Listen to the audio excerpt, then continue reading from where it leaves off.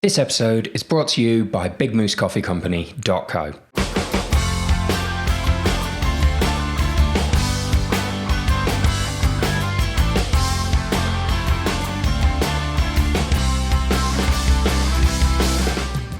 We're going to do normal starting, aren't we? Are you ready? Yeah. All right. We've got to get this right because it's the first one in 4 months. Pal! What are you doing? I was just counting down. You were looking at the screen, were you? All right, no. Premature pal. It can happen to the best of us, mate. Don't worry about it. All right, so here, 3, 2, 1. Pal! There we go. Yeah, fuck it. Close enough. We'll have that. All right, how you doing?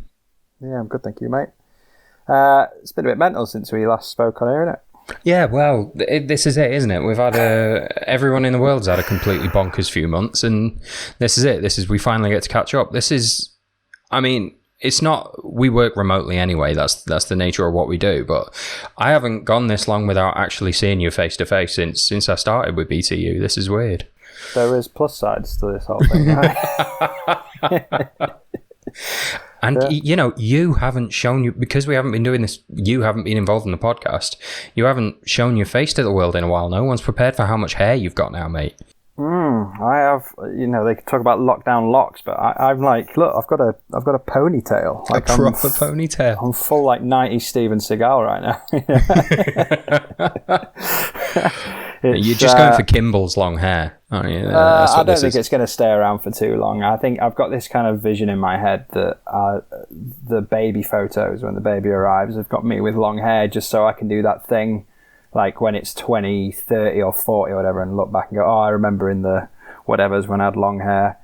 It's a phase, it'll go. It's already doing my Sweden. So it'll be coming off probably day after baby arrives, I think.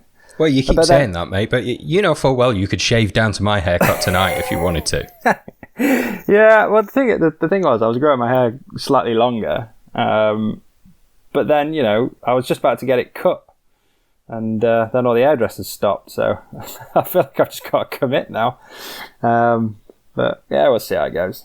Yeah, I had similar feelings about stuff during lockdown. I committed entirely to having a sourdough starter that would be with me for the rest of my life. Proper Brooklyn Nine-Nine style. I figured like this will be in my family for 100 years and people will be making sourdough bread from it. It rotted down to black filth within 10 days. That was the end of that. The only thing I've really stuck to throughout the entirety of lockdown is refusing to wear anything but pajama bottoms. Because why would I put myself in something as uncomfortable as jeans if I'm not going outside? Yeah, I feel like a lot of people are going to change their clothing around when they come out of this. But yeah, as the world is coming back to normal, it's slightly weird. We're still in lockdown here because the listeners may or may not know, but Claire, my partner, is pregnant. So we're taking every precaution we can. And I also feel like an extra duty to be careful because we've been through a process called PGD-IVF. We're incredibly fortunate that we're pregnant, and it's through the taxpayers' money. So I feel like we owe it to the taxpayer to look after that baby a bit more than usual. So we're being super careful, even though and it's great that things are starting to come back to some level of normality. They really need to, but yeah, it'll probably still be a while before we're going to get in the same room and record again, which is sad in a way, but at least we can still do this, right? Yeah, absolutely. You've got to make the most of it. Also, you sort of slipped in a little bit earlier that Claire was expecting. I didn't press you on it because I didn't know if you were going to talk about it publicly, but now it's out on the podcast, so our listener in Ecuador now knows that you're expecting. Well, I feel like a lot of runners that listen to this will be part of that journey. It's been a longer than usual journey for us, and it's not always been a smooth process, and some runners listening to this would have been part of the times when it weren't so good. So good news for them, I suppose. To hear that this has hopefully got a happier ending than what it started with. But it's been very nice actually to receive a lot of kind of nice messaging around that actually from our runners. So we're not being initially I was going to be really quiet about it and off radar, but we're letting our guard down a bit now. We're getting a bit excited by it. So the pictures have hit Instagram. It's out there. Officially, yeah. Once it's done, and I had this added pressure that I knew the gender of the baby, but Claire didn't. But then Claire's mum let it slip, so even that's out now. No, you're joking. Yeah, she didn't. Yeah, so that was an eventful day in the King household. I'll give you that. I was really looking forward to an elaborate gender reveal party as well. That's terribly upsetting. We can still do it, but it's internally known now. It's a bit of relief for me, so I don't have to hide. To be honest, if it wasn't Pam that slipped up, it would have been me eventually. So yeah, there you go. She saved you dropping yourself in it there. It's not so bad. Fair enough. Yeah, but can I say, mate, you've done a great job on in my absence. In some ways, I'm kind of sad that I'm going to be coming back because you've done such a great job with the guests. I feel like the guests you've had on as well have been cracking. You know, like Mark Beaumont was amazing, and Lars, and you've had all these. I've been quite envious actually that I've not been able to get involved, but there's been a few, like especially like the ones you mentioned there, like Mark Beaumont and Lars and like Ender Brady and stuff. You'd have had so many questions for him. You'd have loved that. Like when he got into the Zinedine Zidane banter, I was thinking somebody with better footballing knowledge than me should be a part of this interview. Yeah, and the thing is as well, like I've been very fortunate to meet someone like Ender, so I've listened to him kind of tell stories over a beer. So that's why I was excited. You know, the one thing that a lot of these guests have had recently is they're really good storytellers. Yeah. Nick Butter, what an interesting story he's had. So yeah, he was brilliant. I mean, if that's the kind of quality that you're going to come up with when I'm not here, then I'll probably stay to like every 10 episodes or something. I'll just pop and make a guest appearance, let you crack on, like. Jump in with a cameo here and there. No, well, I appreciate that, mate. It was daunting. The start of this process, we were like, I mean, everyone listening to this will know what it was like. In that first couple of weeks when lockdown started, there's always in the back of your head, you're thinking, right, I've got a podcast to record this week, but is the world going to end a week after? Like, and you're sort of pushing forward with it and thinking, is this what the world needs right now? But actually, it's been really positive for me. It's been really positive for the guests and for the people listening to just have these brilliant stories to listen to while we are in these kind of conditions. And yeah, I mean, as I've been gushing about at the start of every episode for the last few weeks, I've been loving it. It's been an absolute pleasure. So It has been a shame that you haven't been along for all of it, but I've enjoyed the process as well, mate. It's been good fun. Yeah, but it's good to have you back. Thank you, mate. Well, I'm very limited in what I can offer, I suppose, when it comes to being interviewing. I think that's one thing you're incredibly good at in comparison to me, is like interviewing guests and getting the best out of them. I think like what you did with Sophie Power and Stephanie Case and kind of just getting their stories out and going into detail with them was great. So hopefully today I'm not letting the side down and can provide some useful info. You've beaten me to it a little bit there. I was going to say that the other side of this is now you're a guest and the bar's been pretty high. So I need you to pitch in.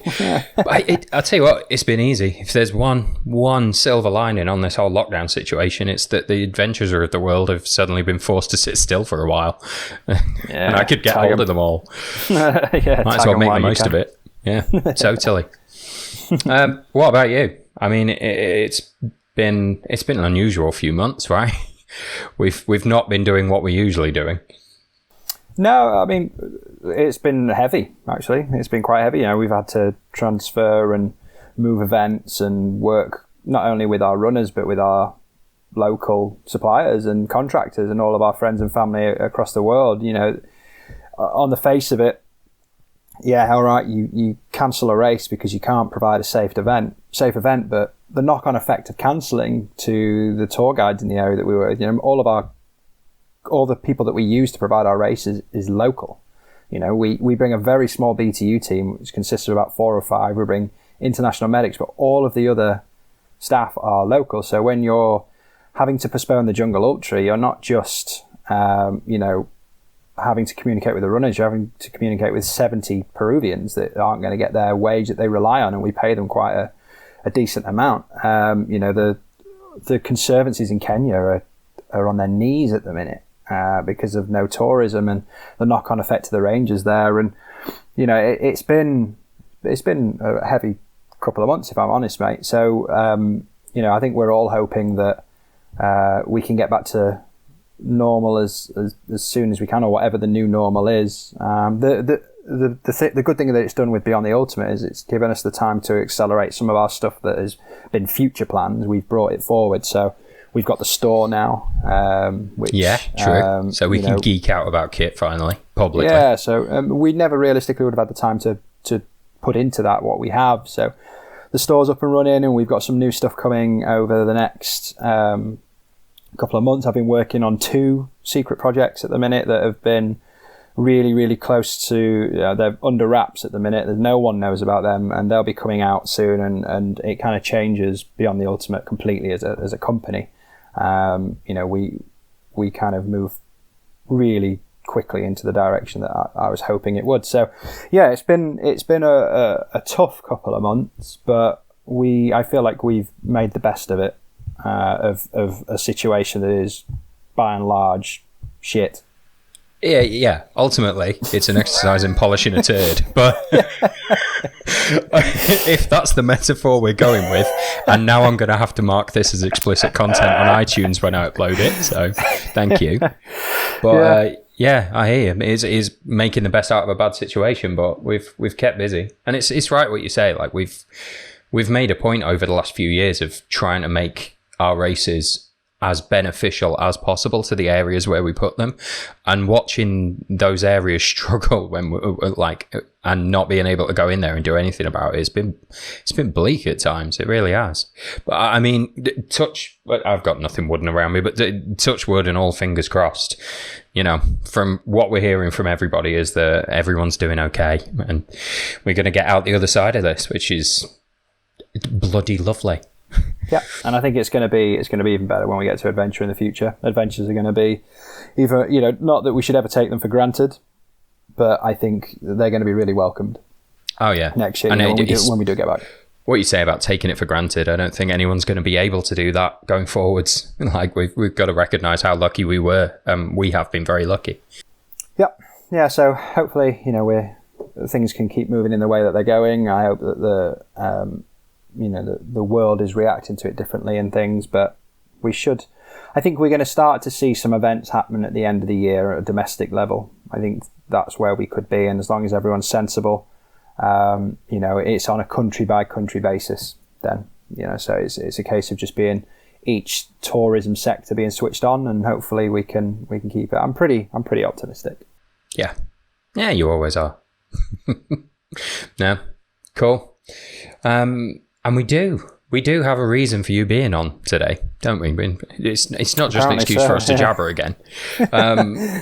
But, as good as the guests have been over the last few weeks, and they have been very good, one of the most popular episodes we've ever done on here was the one you did a little while back, where we talked about how to put together a training plan for your own endurance events. I mean, we talked about ultra running specifically, but whatever long and ridiculous thing it is you're out there training to do, there was a lot can be gleaned out of that. So I've really been forced to have to bring you back to do the second part of that. Well, I'm glad that someone has missed me. Mate, the public are crying out for it, and there's we'll be the first to say there were times earlier in this podcast series, because God, the first episode of this must be 2016 now, and BTU a lot of the time in between races is just me and you, and there've been times where there's been big gaps here and there, and we've said we're going to do a 2-part episode and it's not materialized, and here we are, we can do it. So another silver lining from lockdown is I've got you pinned down on your sofa, hair tied back, ready to do part 2 of that podcast. Yeah, and I think the bad bit about having it's always great to have more followers and more people tune in, but the bad bit about it now is when I say something off thing of we'll do another one of those, I actually get held accountable to it now, because there's more people going, hey, where's that part 2? Yeah, because people have now actually asked me where it is and if we're going to do it. And it kind of comes as a multi-angle. Like I'm hearing nothing about it, and then all of a sudden I was like, "Oh, Will says you're going to be on the podcast this week." I'm like, "Oh, am I? Oh, shit! Better do some research. Better get writing on some paper to make some stuff up." But yeah, no, it's good. So I think the main thing that was taken from the last one that we did, and about writing a training program for yourself, was that there's so many considerations, isn't there, to consider, that there is no copy and paste was the main principle of that. And it's kind of like a wishy-washy way to go about providing someone with content, but I feel I need to put that in because this one is going to be very similar. I feel like nutrition is even more one of those. It's even more one of the subjects that is so open-ended, and there's so many "it depends" things that you can sit in there. Those are the words I was about to say. You remember the Al Ruddock episodes we've done? It always depends. You can be honest about that. Yeah, I think what you've got to. It's the sign of someone that knows that there's a lot to know about a particular subject, I suppose. So like when Alan Ruddock says it depends, it's not a thing like I don't know that. It's just there's so many considerations that you've probably not that sentence is too basic, basically. If you say, if this happens, will this happen? Well, it depends, because there's all these considerations. So, and nutrition is one of those areas that is a minefield for people coming out with bold claims and statements that are, in principle, hold some truth, but have no kind of scientific reason for you to state that as fact. Also, we're getting into a dicey area here where people love shouting at each other about food. Yeah, and I feel like the way that ultra runners in particular are quite. It almost when you have an approach to training or an approach to food, it almost becomes like a belief system. So if you train in heart rate training, you find out someone else's heart rate training, and it's almost like you're in a little religious cult together. And this is why you have even in the ultra running sectors, you have like Garmin and Sunto, because they become little beliefs. Well, nutrition is like that across the board. And the one thing that we have in common is that actually a lot of people have a very unhealthy relationship with food. So when we're starting to talk about how we apply food and nutrition to our own training, we've got to come from a standpoint that actually outside of training, do we have a healthy relationship with food? Which is where you've got to make all the considerations like we did in the How to Write Your training program episode. We start off with all of the considerations. My fear is with nutrition, we could be here for 3 hours talking about all the different considerations of what would matter, but what we can do is, yes, nutrition is a very complex subject because it's actually surprising how much we don't know about food and nutrition. Even like Dave Stash, who is one of the most knowledgeable nutritionists I know, says a lot of the time we don't know. And the second you know that we don't know, you can be very honest and truthful about the stuff that we do know. Well, this is good. We've been upfront. Yeah, that's it. We don't exactly. know.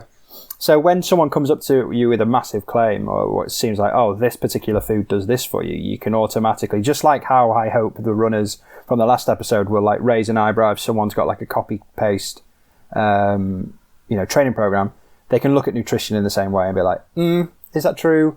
And to start, and our followers are by and large smart people. They'll know a fair bit about this stuff. But what I'd hope from today's episode is to provide a base level of nutritional knowledge for everyone, because what I plan to do when we get back into the action and we can kind of float around freely and get people into the house and start recording again in the studio, is to actually bring in people like Dave Stash. And if you haven't got that base knowledge of nutrition, or if you haven't got that foundation, there's going to be a lot of moments where you're like, what? Because he can go, and when he goes, because he knows his stuff, it's amazing stuff. It's amazing stuff when he does go. But when he does go, if you haven't got that base knowledge and understanding, you'll quickly be like, he might as well be speaking Swahili. So it's one of those where I thought, if we do this episode, we've got the training program one. If we do a nutrition one that's similar, which I always plan to do, but we're getting violent threats to do it now. People are waiting. We've been eating a lot of crap over the last 4 months. Yeah, but so we can start with that really now and talk about how people can apply certain things to their training. I was hoping you would. Yeah. Hopefully, yeah. Well, I think one of the starting points, we know from all the stuff that I've just said there that it's quite a complex subject. If we kind of talk about the considerations quickly, or some of them that are important, there are, when we talk about applying nutritional strategies to our training, it's often meant, how can we improve our running? It's not how we can eat day to day. It's what can we do now that's going to make us a better runner, cyclist, or whatever. But before we get to that, we have to consider what is our starting point, because very much like a training program, you can set out the most beautiful nutritional plan, the most beautiful training program that considers recovery, pace, your heart rate, your hydration strategies, your refeeding if you're going to go with that, if you're going to go with low carb, high fat, all these kind of complex things. But if you can't stick to it and follow it, then it's the most useless program. So one of the things that I thought we could start with when we're talking about the considerations and where we're coming from is a very basic principles of nutrition that we should all try and stick to. That if we get that right and we do this bit, then we should start progressing. If we haven't got the basic bit right, don't worry about taking, supplements or, starving yourself for 14 hours before a run and all these kind of things. So the basic principles or the basic kind of habits that we need to form they sound very simple, and I'll say them out loud and people will go, well, I already knew that, Kris. Or maybe they won't. But it's just a reminder before we progress into the slightly more complicated stuff. So 1 and 2 are kind of linked together. So number 1 is eat plenty of fresh fruit and veg. Sounds simple. This whole eat 5 a day, you could say quite comfortably, actually eat 7 a day, go up that. So making sure that most of your daily requirement of food is kind of met with fruit and vegetables, because we know that they contain a lot of healthy micronutrients that are good for us. We know that if we eat mainly fruit and veg, that we're going to be getting all the nutrients that we need. It's going to be a well-balanced diet, and not a lot of us eat as much fruit and veg as we should, especially when you're looking for convenience and you're looking for quick and easy meals. This has been a time which brings on to the second point, is we're getting into the kitchen. Right, we've got time on our hands. So you are talking about your sourdough legacy that you're trying to leave behind. It's over now, but yeah. But it has been a time where there's 2 types of people in this lockdown, isn't there? There's the people that have just been eating relentlessly because of boredom or stress or anxiety, or those that have actually switched on their training and thought, this is a time that I'm never going to get, and their basic principles of eating have stayed the same, but they've trained more, or they're looking for ways out of it. So the two first things are eat plenty of fruit and veg, making sure there's lots of colour in your diet, and not cherry cola pops and e-numbers, but actual healthy colours. And then getting in the kitchen and learning how to cook. Not only that, but learning how to plan and trying to implement the healthy changes or the good changes that we've got now into our life when we start to go back to work. So people are starting to integrate back into office space now, where their food may be better, it may be worse, but if it has been better during lockdown, implementing those strategies when we go back to work is important. Taking the time to cook, planning ahead, shopping with a bit more detail. For the first time in my life, we've had to shop through necessity a bit.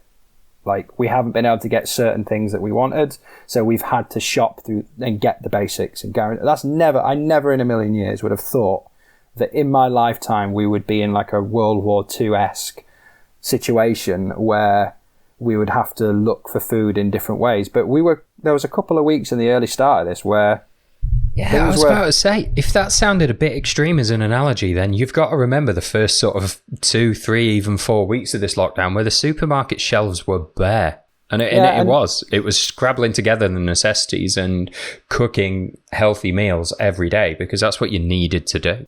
Yeah, and Claire, my partner, works for Morrison's, so I had my kind of ear on the door of those conversations, and as much as the supermarkets dealt with it, there was a moment of oh shit, we're not going to be able to get this food that we need for everyone. So our whole relationship with food all of a sudden goes from, we can access anything, to We need to get the basics now. And that's why you saw all the kind of panic buying and things. But if we can learn to get in the kitchen, if you can't cook, it's one of the founding principles of what you should do if you want to be a decent athlete a decent human. Learn how to cook. Like I personally, and it makes me sound a bit a bit arrogant, I suppose, at times, but I can't comprehend how some people can't cook in their 30s and 40s, like even the basic stuff. If you can't, and you're anxious about it, or you don't like doing it, fine, but please learn how to, just for your own health. In the days where I was a personal trainer, I would often come across 30-year-olds that didn't even know how to fry an egg. Yeah, I hear you. They lived on oven meals and things like that. Now, you don't have to like cooking. You don't have to enjoy it, but at least have a process where if you don't like it, maybe you just have a couple of hours on a Sunday where you bulk cook stuff. And we're not talking about chefing here. We're talking about being able to prepare a bulk load of rice and some meals to go with it and having those ready for your week, Exactly. Like rather than making a chili for the evening or making a spaghetti bolognese for the evening, make like 3 or 4 times the amount of bolognese and freeze it, because then you're going to be less likely to kind of gorge or do certain things that would be detrimental to your nutrition. If you plan ahead and you've got that right, then we're good. So eat more fruit and veg. Love the kitchen, not love cooking, love the kitchen, like get in there and get in amongst it. The third and fourth one come quite close together as well. So the third one is hydrate. I know people might think, well, that's not food, but it is incredibly important, hydration, and it's something that a lot of people get really wrong. And they underestimate how bad you can feel when you're dehydrated. When you're on our races, it's all we can talk about.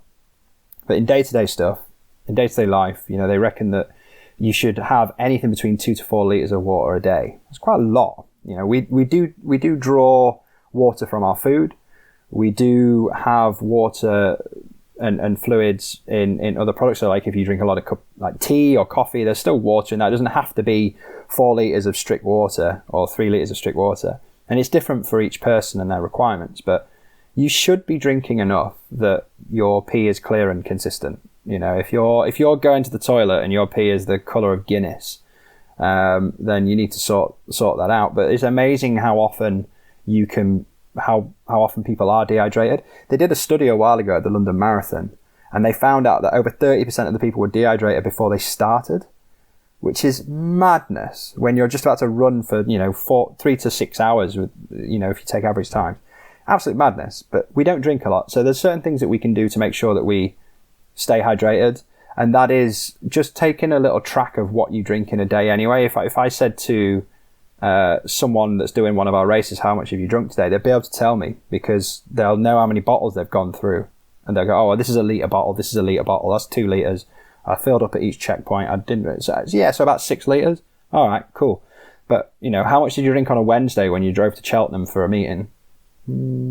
I had 2 coffees and a glass of water and an orange juice for breakfast. Right, well, so you're well behind then. So one of the things that you can do is have like a consistent bottle. So whether that be a litre bottle or whatever, and even if or like this old Robinson's bottle. Exactly, but I have that. I know, it's so stupid. Yeah.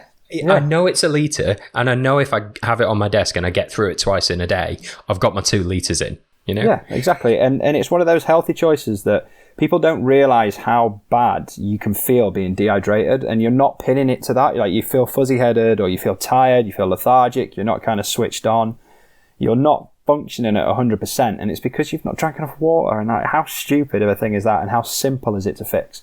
So I've even had it with clients that in the past that consistently underdrink, of even having a clear bottle like that, but with a marker pen you write on times of the day. So like 8 a.m, 9 a.m, 10 a.m, 11 a.m, 12 a.m, 1, 2, 3, 4, 5, 6, all the way to 9. And you can, you need to drink that in a day, or you need to drink that by morning or whatever. And even Claire's got a bottle now where once you've drank one, you do that and it clicks and a little dot comes up, so she knows she's had 2 of those bottles and things. And just that little attention to detail with your hydration. You don't have to do that all the time, but just so you're aware and you're conscious of it, that you're probably dehydrated, and you can overhydrate. Don't get me wrong, you can go that way, but it's quite hard to do you have to drink a lot and be constantly drinking. But most people would be, I would say, erring on the side of dehydration. So keeping hydrated, making sure that you're drinking enough, and then following from that, because it works in similar ways, sleep. Now, you had a sleep expert on we did, yeah. So a couple of experts back, we can go back to sleep, and he talks exactly about how important sleep is. But it all links in together. If you're tired, you're less likely to eat well. We know that. You're less likely to be thinking, oh, you know what, I'll not eat this, McDonald's today, or whatever you consider to be bad food. You are more likely to give in to those kind of cravings. Yeah, we've all been there. I feel like crap today. Suddenly I deserve a bit of a treat. Yeah. Or I feel like crap, having a drink is like the least of my worries. Oh, I can't be asked to cook, let's order it out. It's like a chain of events, isn't it? You think it's not that important, but it is. It really is. And yes, ultra running has an element of sleep deprivation. It's probably one of the worst parts of it. But it's also like one of the reasons we love it. And there are reasons to train for sleep deprivation. But it doesn't mean you've got to spend the most of your life sleep deprived. Organically, you are going to end up sleep deprived at certain points in your life. I imagine with a life-changing event coming our way, I'm going to be training for sleep deprivation from October till about April, and probably beyond.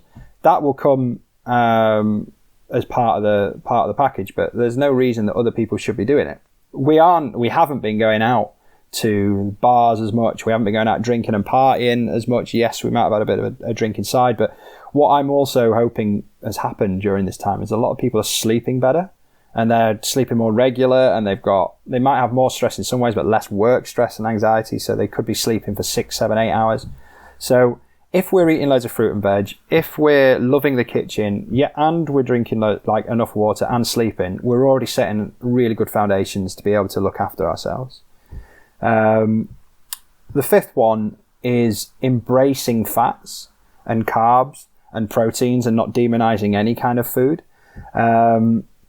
So one of the things that is done in society is a demonization of fats. Now, ultra runners are a bit different because they love fats. It's like, oh, this is fuel, and they've had that kind of information thrust upon them of like, fat is energy, fat is good, So you get a lot of runners that will consume fat, well more so than the population. The rest of the population is like, fat is bad, fat makes you fat kind of thing. It's not the case. Whereas for ultra runners, you're looking at it going, well, this is more calories for the weight, so this is a no-brainer. Exactly. But you are trained to think that way. Yeah, and I'll point out that all of these habits and all of these basic nutritional strategies are common throughout the industry. Dave Stash is the one that kind of pioneers this kind of habit forming. That's why it's going to be great to have him on. But the one tweak that I want to make it relevant to ultra runners is I want to just, rather than saying embrace fats, I want to embrace every macronutrient. So macronutrients are carbs, fats, and proteins. Micronutrients are your vitamins, minerals, all those kind of things that are the small ones. The ultra running industry has a major problem in demonizing certain macro groups. So how many runners do you know that are vegetarian or pescatarian and stuff like that, won't eat meat, won't do this, won't do that, and kind of, I suppose on large parts in the ultra running industry, it's not a case of they demonize everyone else and think everyone else should be vegetarian. It's just a choice that they make. But across society, vegetarians, veganisms and stuff like that, quite vocal to other people about demonizing meat. And a byproduct of that is that protein is often a missed macronutrient out of someone's whereas, the vegans and vegetarians listening now are going to be waving their hands in the air. But we know that there are other sources of protein, but not everybody does. And as a consequence, people do end up lacking protein when they first get into that kind of diet. Yeah, and I think I think a lot of people underestimate how much protein they need in order to recover. Protein is vital for recovery. Like, really is critical for recovery of muscles. And the timing of that protein, if you're having that protein in a 25 to 45 minute window after training, it is exceptionally good for your recovery. And if you've missed an entire macronutrient out of your And veganism and vegetarians, I admire them, for, they stick to something through a moral standpoint, but they have to be aware that they have to source those proteins through nuts, through beans and pulses, through whatever they can, and they have to eat and be more, they have to pay more attention to it, because if I said to you that on average you should be aiming for anything between 1.2 grams of protein and 2 grams of protein per kilo of body weight, if you sat down and did the maths, you would go, holy shit, that's a lot of protein. And you have to be aware of it, and it's easy to get there with some meat consumption, but without meat consumption, then it's starting to become a bit of a challenge then. And don't get me wrong, ultra runners all over the world that are vegans and vegetarians don't have 1.2 to 2 grams of protein per kilo body weight, and they're very successful. However, there's another reason for that, which we'll get onto. But then I think the one that's been demonized the most in terms of any macronutrient in the ultra running is carbs. And it drives me crazy. So like the ketogenic whole, I'm going to eat fats and be fat efficient and fat adapted and stuff like that.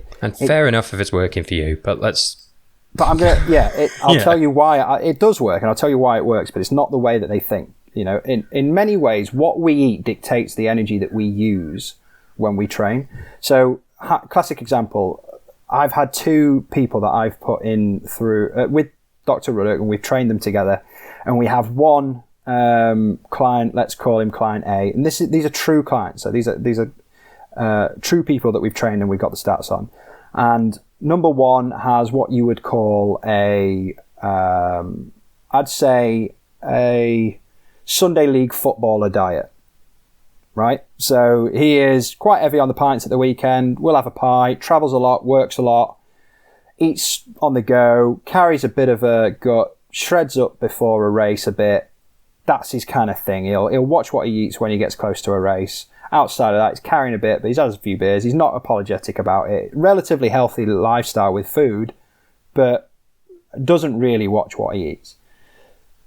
Client B, or athlete B, is more conscious. Top of his game in his field of work, very focused, has a very particular way of life about him, does not eat what he considers to have a low-carb diet. So he cuts out rice, he cuts out potatoes, says that they make him feel a bit slow, and as a result, slightly lower body fat, bit of a different body type shape, and they are, by and large, very similar kind of athletes in terms of performance, but just different approaches. When we stuck them on a gas analyzer and studied what they did, client A was as expected of any ultra runner. Used fats mainly in the low ends of their training, transitioned up to carbohydrates as the energy effort level was increasing, and then it ultimately hit a point where I can't run anymore, stop, done. Client B, however, did use a lot more carbohydrates in the lower end than what you would expect from an ultra runner, and then transitioned into carbs. And so you could suggest by that his diet day to day did affect on what energy levels he drew from, and that's just because he didn't have those complex carbs in his diet all the time. So his body is quite used to and adapted to drawing from fats and things like that. So that's the whole principle of the whole ketogenic thing. However, when you're ultra running, and this was the point that we made to client B, you have to be adaptable. It's not always, especially when you're racing, it's not always in your comfort zone. So when you talk about your race pace, you're not actually using pure fats. What you can't control is what your body goes to when it's working at a high level. So effort level dictates what your body takes as a substrate. So as client B was progressing up the things, he was becoming more carb heavy. But when he goes on the races and when he is working on his race nutrition, he wasn't having any carbs. So ultimately, he was just getting to this point where he was very consistent, but just had no extra gear, just had nothing to progress up to. So all we said is start taking some noodles in your pack, for the multi-day stuff. And I've just twigged who you're talking about as well. Yeah, and all of a sudden, bang, like that.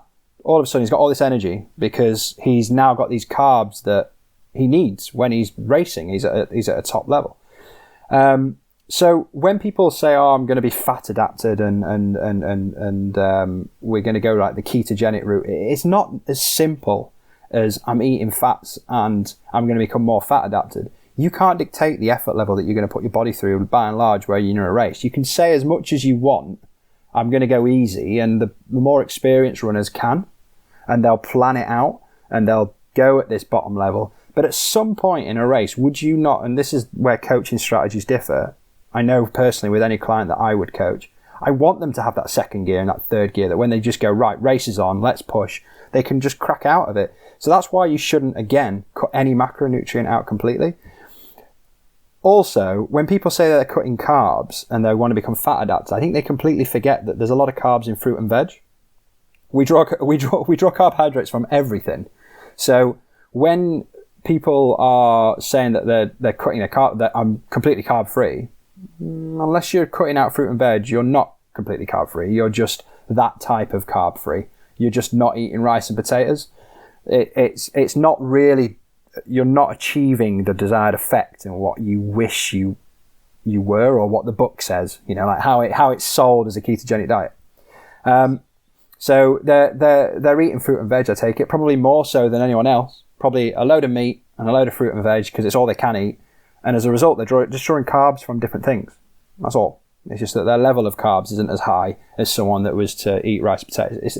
It's the same and opposite as the protein and vegetarian. So, and then, the other thing on there is ultra runners love fats. It's not really a thing, but in general society, fat's demonized when, yes, there are healthy fats. Yes, there are ways of getting your calories in through that. And it is an easy thing to cut if you want to lose weight. But it's the same, and this is the sticking point now. If you go with the logic that if someone weighs less, they're probably going to perform better in ultra running.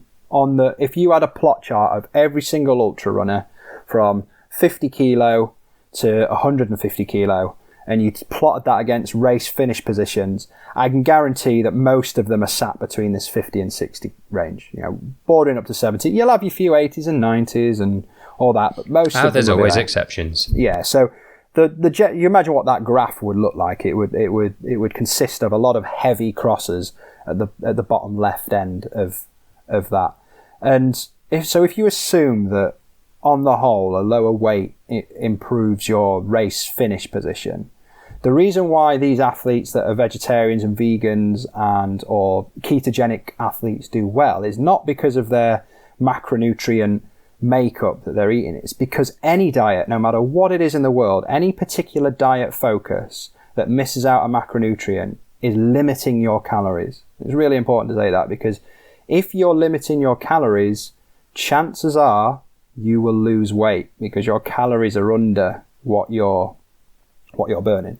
So if you hypothetically say the average male runner needs 2,600 calories a day to maintain their weight, and they're eating 2,200 calories a day, over time they will lose weight. We know that if we have a 7,500 calorie deficit a week, we'll probably in or around lose about 2 pounds. That's about that. So if we are consistently below, we will weigh less. And we also know if we weigh less, we're probably going to perform better, because less weight to lump around, less body fat to carry, better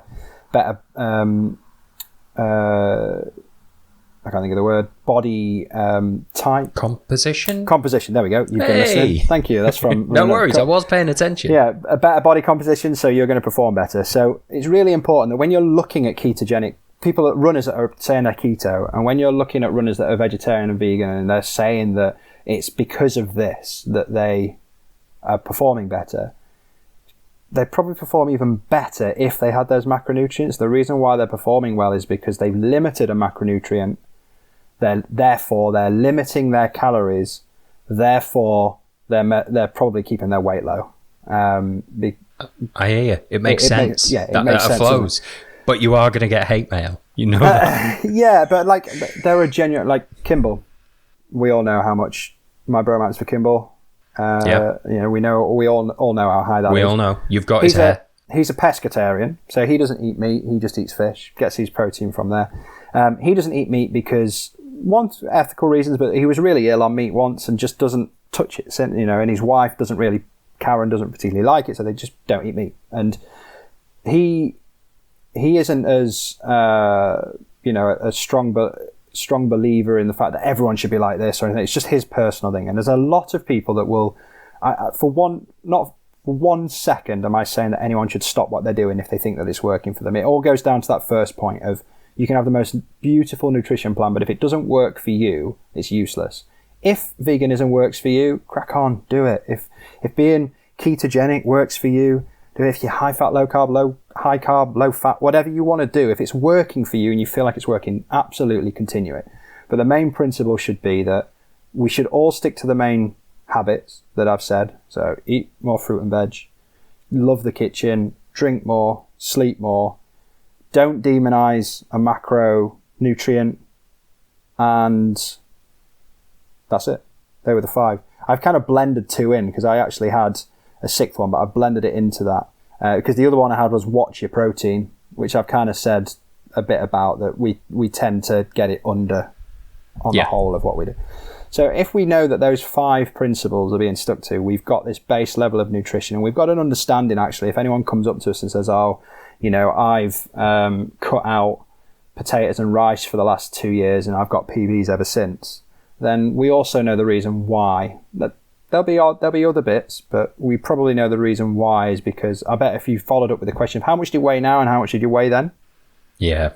We probably actually have our answer of why that is. And then we also can't forget that how people feel when they're on a particular diet. People feel better when they're monitoring their food. And if people feel better by not eating carbs, like, client B, then why the hell should we stop them as a coach? All we can suggest is just implement some from time to time. If you feel like you're going to be, turning up the gears, will have you can guide them in that direction when they need to up their performance. Exactly. So, a lot of, I'll point out, I've done a fair amount of nutrition courses. I wouldn't class myself, I'm not a nutritionist or dietitian. I'm certainly not a dietitian. The kind of weighing up of foods and calorie requirements I can do, but you would be far more, if you had really detailed questions, going to your nutritionist, your dietitian over your nutritionist. And that's why I always go to Dave Stash, because he's that guy. He knows that. And when we bring him in now, if people have this as a main understanding, a basic understanding, and when he starts to go heavy, they'll go, okay, now we can implement it. The thing about Dave when he does come on is he's very direct. He's probably a little less subtle than what I am at times. Well, this is it. If you're going to get hate mail from the keto people, Dave Stash is going to have to seal himself in a bunker.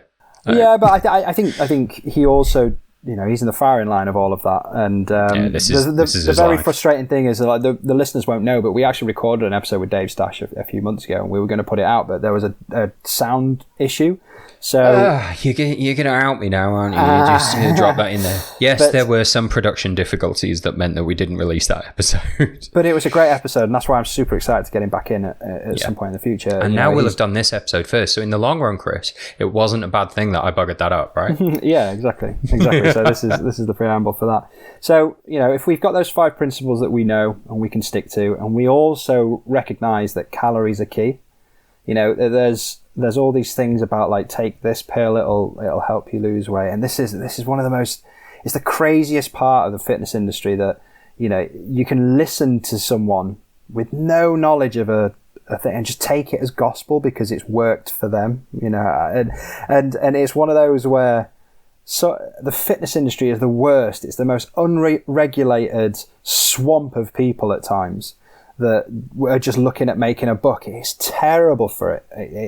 It is absolutely obvious. It's probably one of the biggest sectors where they're giving advice away for free, but it's not got the regulation to control what's being said. So you've just got to be super careful, and you've got to be critical of everything that you read. So if someone comes up to you and says, like, this is going to work in this way, or that's going to work in that way, then you can just go, nah, mate, listen to this podcast, and stick the middle finger up at them. Or whatever your chosen method of telling someone to go forth is. But if we've got those 5 principles, and calories are king, then we know that if we want to lose weight or we want to tighten up our body composition, we need to create a deficit in calories, which is also a bit of a contentious issue. Any diet that you'll do, name a diet randomly, just pick one out of the air. Well, now I literally can't think of the name. No, God, no, I really can't. Atkins, old school. Atkins. Old Yeah, school, there you go. So Atkins is high protein, low everything else. The whole premise of that diet is that you limit your calorie deficit, lose weight. Slimming World. Eat these amount of points, all these points add up. The idea is that these points will be under a certain amount of calories, you lose weight. Right? They don't say this publicly, but any diet that you know of or follow, it could be from Slimming World to Weight Watchers to Atkins to the whatever they call it, with the 3 days on, to intermittent fasting, the ketogenic diet, veganism. Every single one across the board creates a calorie deficit, and that's why it works. So if you stick to any type of diet, if I just wanted to eat peanut butter for the rest of the week, every meal, just eat peanut. If it was the right amount and it was under my calorie requirements, I'd lose weight. It's as simple as that. And that's why your boy that did the McDonald's thing, where he ate McDonald's for a month, lost weight and ended up with some things that were healthier because he limited the calories to a degree, so he lost weight. So if we know that we've got to limit calories to lose weight and tighten up our body composition, we sort of know what we've got to do. It doesn't take a genius to know that we've got to move more and probably eat less than what we're doing. It's as simple as that. Move more, eat less. It doesn't have to be complicated. You don't have to start intermittent fasting or anything like that, or anything that you've read, especially if you've not got these foundations in. Don't even start intermittent fasting if you haven't got these foundations in. But one of the things that is quite hard to do, actually, is lose body fat while running long distances and not drop in performance. Now, I don't mean like as a byproduct of the event itself. Like, think of the Spine race, for example. Those guys at the end of the race are considerably lighter than what they were when they started. On our multi-day races, people are lighter at the end than what they start. I'm not talking about the event itself. I'm talking day-to-day training. Because if you limit your calories too much and you go out for a run, it feels awful. Awful. Your performance is affected. You're more likely to get injured. You're not going to enjoy the run. You're just like, it's one of the, everyone's been on a run that's listening to this that's thinking, what the hell is happening to me on this run? And if you think about what is missing, it will either be sleep, water, or calories. I guarantee it's one of those three, 9 times out of 10, or you're getting ill with something. But 9 times out of 10, it'll be one of those three. So when you're trying to lose weight from running in particular, or you're looking at doing both at the same time, a lot of people can come unstuck because they limit their calories too much and they're trying to run and they're just not seeing any benefit or any performance increases. It's quite a hard balance to get. So we have to kind of assume that or kind of get it right without affecting ourselves too much. And that takes either a real ability to be in tune with your own body, which comes with experience and practice, or you have to go get tests done in which you can get an exact amount of calories that you need, and you have to track your food, and you have to do all this. So one of the things that we can just assume is if we're running a lot, if we're moving a lot, if we're doing a certain amount of steps a day, and we're sticking to those 5 principles and just watching generally what we eat and drink, weight will come down slowly, performance will go up because weight is coming down, and you'll be happier, you know. But if you go too far in that direction, I don't know if you've ever been really low on calories. Well, like, yes. You've seen me in that scenario. Yeah, but, you know, brain doesn't work properly, you're tired, you're cranky, you're not thinking straight, you just don't feel great, you're more likely to get ill, you're not sleeping as well.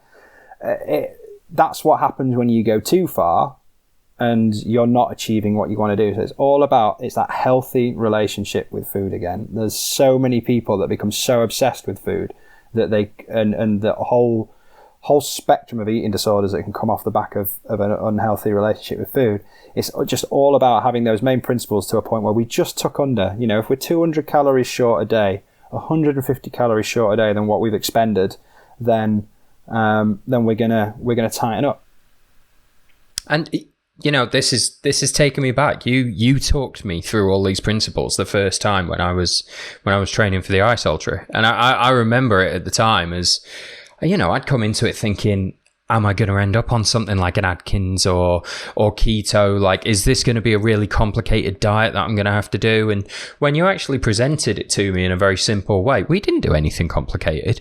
I got MyFitnessPal for free, and you gave me an idea of maybe where my macros should sit, which helped me out. But, you know, actually, I was always surprised at how much I was eating.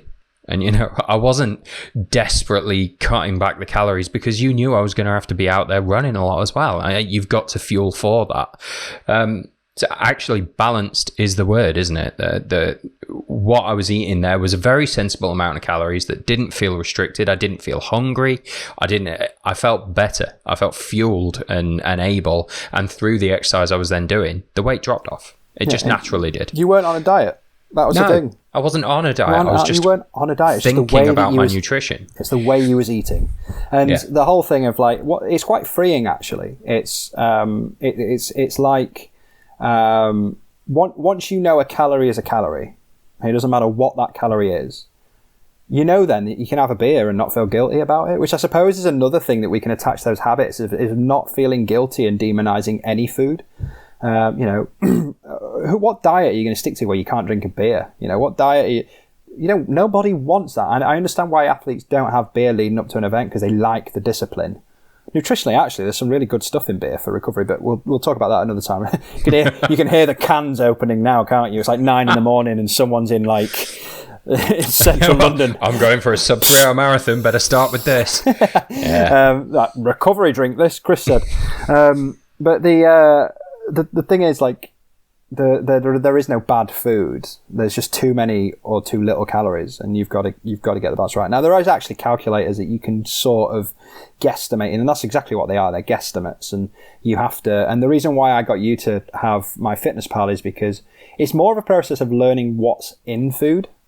You know, you learn actually that each thing that you eat has a calorie requirement and is made up of protein and having that basic understanding helps you at one of the initial habits of loving the kitchen. You look at food slightly different because you know that, an avocado, that's a healthy thing. Well, there's a lot of calories in that though, so I'm not going to smash 8 of them in my guacamole. I'm just going to have 1 of them. Or you look at a crumpet and you go, there's a crumpet there. I love a crumpet. It's a nice little treat breakfast for me. But I'm not going to leather like 8 tablespoons of butter onto it like I normally do. I'm just going to be careful because that butter has quite a high calorie margin. Or I'm going for a massive run. I'm just going to put this thing in a pack of Lurpak and microwave it. You know, you can have that healthier relationship with food because you know, and ultra running is amazing for it because you know sometimes that you're going to be running 6 hours a week. So you know that you're going to have this calorie addition of movement that you can account for and you can eat for. But I think if you're, and people will know in their hearts of hearts, it's like, I'm an ultra runner and I can't understand why I'm overweight. They'll know because they're going out and having beers and they've run 5k and think that they can, have 3 or 4 beers. And I've already said in a previous episode that no one should be eating any different for anything under an hour and a half. Maybe for a performance, like an actual race, you'll consider a bit more of a fueling or hydration strategy. Any training session under an hour and a half, you just shouldn't be considering any You don't change. need to carb load for a 5k. No, exactly. You're making excuses now. Our bodies between an hour 20, hour and 40 start working differently on a cellular level of how they draw and adapt food. So when we start talking about that, yeah, fine. But if we're doing anything under an hour and a half, unless we're absolutely sprinting and doing a big sprint session or a heavy run session, you might want to pack some shop blocks or some carbs or something in there just to top up if you need it on your training session. But you shouldn't always, I'd say, if you're running for an hour plus, you should always have something there in case you start feeling like you're going to bonk. But anything under an hour and a half, you shouldn't eat any different. And that's a nice little way of tucking in your calories, so I think people will be surprised actually at how little calories are burned in training runs. We're at a low effort level, so it's different for everybody. Body weight, age, gender takes a whole load of different things to who burns what in a minute. But on average, if we were to draw another plot graph, on average you would expect anything between 5 and 7 calories a minute being burnt by walking at a semi-decent pace, and you'd look at anything between 8 and 12 for a run. like at a steady pace, and you look at anything between 12 and 16 for a decent pace run. It also is massively different on your experience as well, because the more you run, the more adapted you get. One of the bad things that happens then is you require less calories, so you burn less. It's a good thing for training, but not so much if you want to keep your weight off. And it changes constantly on the type of training that you're doing, the diet you're doing, so it never stays the same. So I'm being I'll put a disclaimer in there that those are very rough figures. What they could do is just give us a rough guide. So hypothetically, if we underestimate each time to make sure that we're on the safer side of things, if the average male takes 2,200 calories a day to maintain weight, which is kind of like NHS government guidance, once again, different for everyone, and we was to assume that we were burning 7 or 6 calories a minute while running. I know I said 7 to 9, but let's underestimate. Let's factor in 6 calories a minute for a 10-minute run. That's 60 calories. Let's do 6 calories for an hour or whatever, and we can add the maths up and say, okay, actually I can do 2,600 calories a day and maintain weight. It's very easy to overeat from that, but it's also very easy to hit that and not have a drop in performance and manage to get your weight down. And again, as your weight drops, your calorie requirement drops. As more muscle, if you start strength training and your protein's high enough, you'll build muscle, so your calorie requirements change again. And that is why it's very hard to write a nutritional program for someone unless you've got a hell of a lot of data in front of you from testing. Yeah. But that doesn't mean you can't get a lot of benefit from these basic principles. Exactly. So, there's a lot of things to kind of take as just they're pretty much Bible. Take them as as long as we stick to them and we have that as our belief, as our little food religion, we're not going to be far off the goals. And if you imagine like a pyramid of importance, let's say, getting those habits and getting those habits formed is the most important thing. So those 5 things that we spoke about, and recognizing that calories are king and a calorie is a calorie, that is number 1. That's where we should be spending most of our time and effort and energy level in doing that, until it's not an effort anymore, until that is, and it's very, very important to say that, I could sit here like I'm on my high horse. I've not even been in this bottom section because of things that have been going on, and understand completely how worlds can change, and even drinking water is an effort, and even you just don't care. You don't care. But if we can stick in that even in the times we don't care, our weight is going to be consistent, our mood is going to be consistent, and that's what we should be focusing on, rather than we focusing on all these things up the pyramid that aren't as important. If we go up a step, then we're talking about the macro split. So now we're manipulating carbs, fats and protein in order to affect our performance. So this might be that we have carbs really late at night. Now, that's counterproductive. So the old granny's tale is don't have carbs in the evening, right? Because it turns to fat. We might have carbs in the evening because it sends us to sleep, right? If carbs make you sleepy, a big bowl of porridge before you go to bed is going to knock you out. You're going to sleep deep, right? We might manipulate carbs like that. We might know that we've got an intense run in the morning, so we're going to load up. We might manipulate our protein about. We know that we've got a heavy session 7 o'clock Monday morning, it's a sprint session or it's a heavy session. So we know that we're going to bring a protein shake, or we're going to have a protein-led breakfast in the morning directly after that to do that. So the manipulation of those macronutrients and the calories comes as a second tier up. The third one is overall strategy and manipulation. So these are things like intermittent fasting, like refeeding, and all those refeeding strategies. So like what you would eat directly after and when. And I use intermittent fasting because it's probably the most common one across ultra running. But I'm not going to eat for 24 hours and go for a run because it's going to make me more fat adapted. Terrible idea. Unless you've got the foundations in. Now, You will know, right? Think about your journey. Bottom tier was done. Then we started manipulating your macronutrients about. Then what did we do close to the event? We did some runs where you were a bit stretched for calories and you were... because we recognize that when you're low on calories and when you're manipulating as heavy as you are, because you want some replication to the event, you want to know what it feels like to be low on calories. You want to know that you've got that kind of ability to go at a steady pace when you're stupidly low and manage that. But that's all you need to do it for.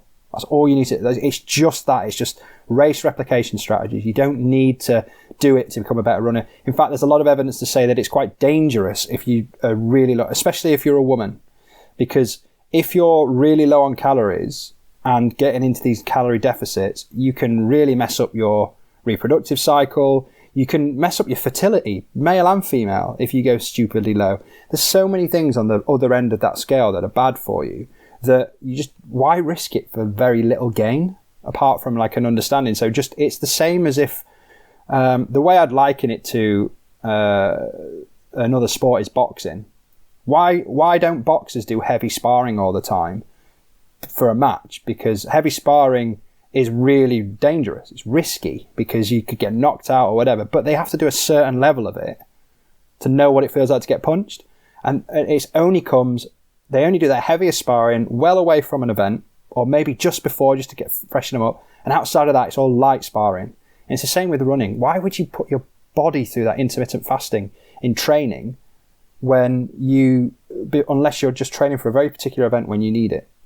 So yeah, so just really like be careful with that. There are benefits to it. And I think like for me personally, I go out for a run in the morning before breakfast. That's essentially a fast. If you have your last meal at 8 o'clock and then you don't eat until 8 o'clock the following day after a run, you've essentially done it on a 12-hour fast. Do it a sensible way like that, as opposed to stopping eating at midday, going all the way through the day and night, and then running at midday the next day. Because unless you're an elite athlete and you've got a very particular reason to do that, I just can't see or justify a reason to do that. So just be mindful of that. Being mindful again of trying, what we're trying to do here for people is to build good habits and stuff. And you're going to hate that run. You're going to hate it and you're going to not want to do it anymore. And that's not going to help you build these habits and want to do this going forwards. Now, if we were going for like the whole David Goggins approach, like you would not eat for 3 days and run 4 hours or whatever and replicate. Yeah, but he's like one of the Avengers. Yeah, but the whole principle of that is building that toughness. I personally just don't see a correlation between that and not eating food. I personally don't see the correlation there. I think there's plenty of ways that you can learn how to be tough without that. Now, intermittent fasting, there's a load of benefits to it as well.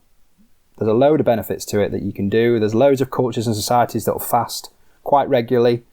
I do it occasionally. It's a very good way to lower your calories for the week. So sometimes in the past, I've done... I've stopped eating. My last meal's been at 8 o'clock in an evening. And I've done a full 24-hour fast. All I've had is water and stuff like that. But would I train? No. Fucking mental. Like, it is, why risk that? Like, I sit in my office with water and just basically watch a clock for 24 hours is what I do, because I can't wait to eat again. I bet. It's surprising actually how easy it is, and it's one of those things that I always say that people should, under the right guidance, and being sensible with it, should try, because it's quite a good thing for discipline. So if we're going down that Goggins approach of like stay hard and all that kind of stuff, it is a nice thing to have in your locker that you can do that. But unless you absolutely need to, I don't see a benefit. But there are odd little benefits that you can have to specific events. So habits is the main block, macronutrient mixing around of that. It's a second. Then all of the kind of diet and manipulation of food to either replicate conditions or to squeak out those extra benefits, and then micronutrients at the top. Now, I'll be mindful to say that micronutrients, in terms of their level of performance or level of your effort level or energy required in taking them, should be at the very top as the least important out of all that, or you should get at least these tiers done before you focus in on the micro. And the only reason I say that is because they, in my opinion, they have the least effect. And if you've got all of the micronutrients in your main diet, you don't need them. But there are certain people that require more iron or creatine, or there's all these dietary requirements that sit in here anyway. So like people are genuinely missing out on some things because they've got an intolerance or whatever, then that's absolutely fine. But the micronutrients and the supplements that you take have the smallest effects compared to the others.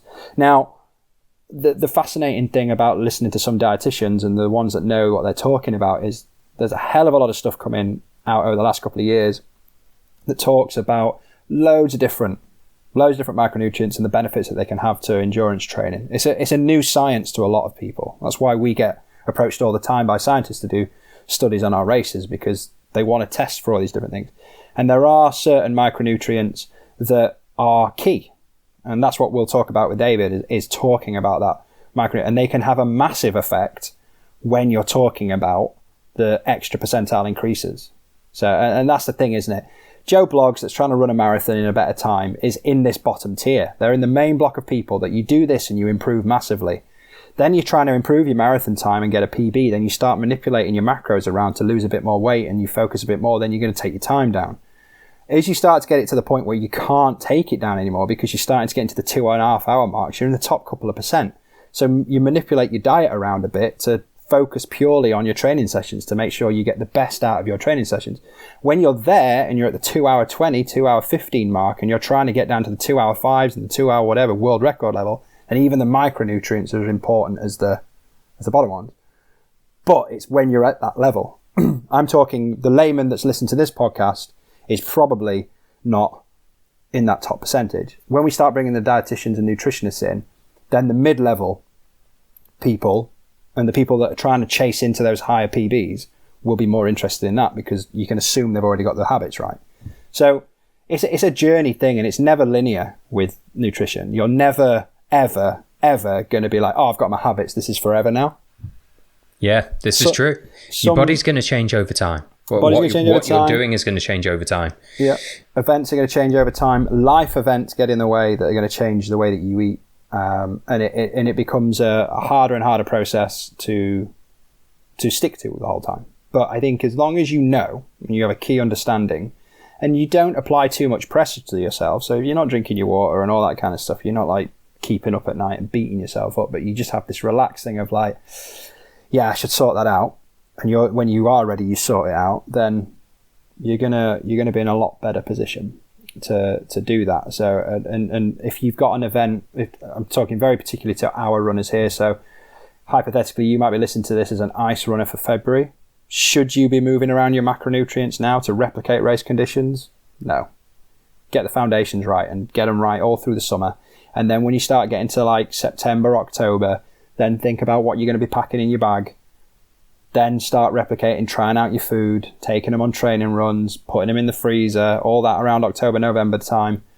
December, January, really tucking in with your calories, making sure that you're sleeping well. You might even want to try some training runs where you're sleep deprived, you're running at night, you're running on lower calories. What we're talking about here is replicating race conditions. Slowly over time, you've built this base so you can do it, but not going too much, because you're in January, you don't want to be going for like 8-day events with 2 hours sleep a night or whatever. And then recover and eat well. Enjoy the food, enjoy the cooking process, make cooking part of your training.